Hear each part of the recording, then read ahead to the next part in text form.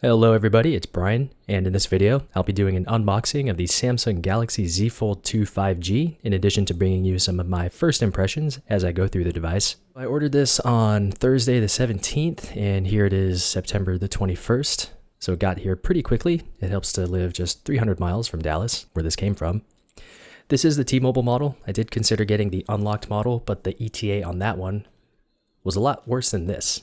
This one pretty much shipped right away, whereas the unlocked model was supposedly not going to ship until potentially sometime in mid-October. Still sealed, so let's go ahead and get into it. Obviously an expensive phone, but what really justified this to me was that when I went to Korea last year, and ever since then, I actually almost walked out of the Samsung store in Korea with the first generation Fold. Kind of had second thoughts because it wouldn't have worked very well in the US, and I figured that the second model, what we have here today, is going to improve in pretty much every aspect, which it turns out was indeed the case. The second model, of course, is still very expensive, but after the trade-in of my Galaxy S10, as well as some other discounts, I saved about $500 off the retail price, so still extremely expensive. And I even told myself that I wasn't going to be buying a phone this expensive ever again. I would maybe cap my phone budget at $500 every 2 to 3 years, but here we are with the Z Fold 2. Change the shape of the future. I'll put that off to the side for now so we can get to the good stuff. Here might have a couple of accessories, I imagine. Terms and conditions, cancellation, and return policy. I did buy this straight from Samsung, not T-Mobile, even though this is the T-Mobile model. Also, it is the Mystic Black color, not the Mystic Bronze.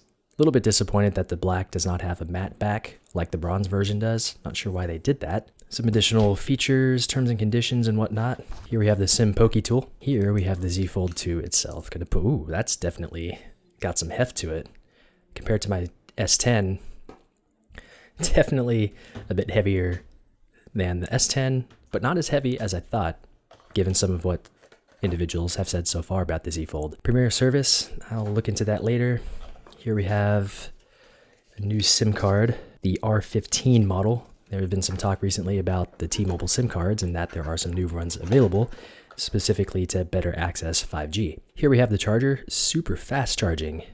Straight up USB-C on one end, and in here we have the USB cable itself. It is disappointing that this model doesn't come with any extra, no case, no earbuds, so this cable is C to C. It's also disappointing that this is only 256 gigs of storage for the same price as last year's 512 gig model. Next up, let's take a closer look at the Z Fold 2 itself. There are some care instructions on here. I will take that off and read it later, because first I'd like to take a closer look at the phone itself. And here we are. So the Mystic Black back is essentially almost a darkened mirror finish. Let me compare that with the Galaxy S10. You can kind of see the difference in color there.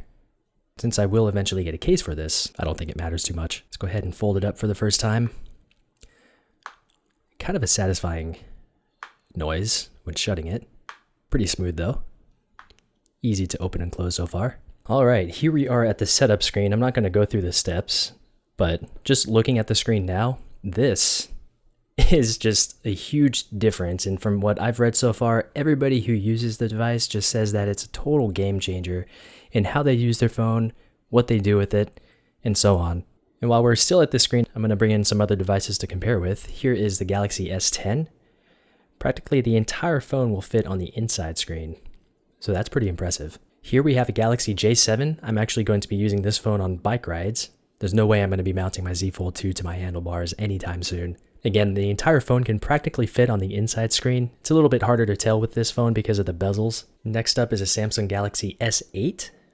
Again, pretty much the right half of the screen, so you can pretty much get double the screen real estate there. Next up, we have an iPhone 6s. Again, this one can practically fit on the right side of the screen. You see that the top and bottom bezels on this phone are quite large. And here we have a Galaxy Note 10 Plus, the largest phone that I have to compare with.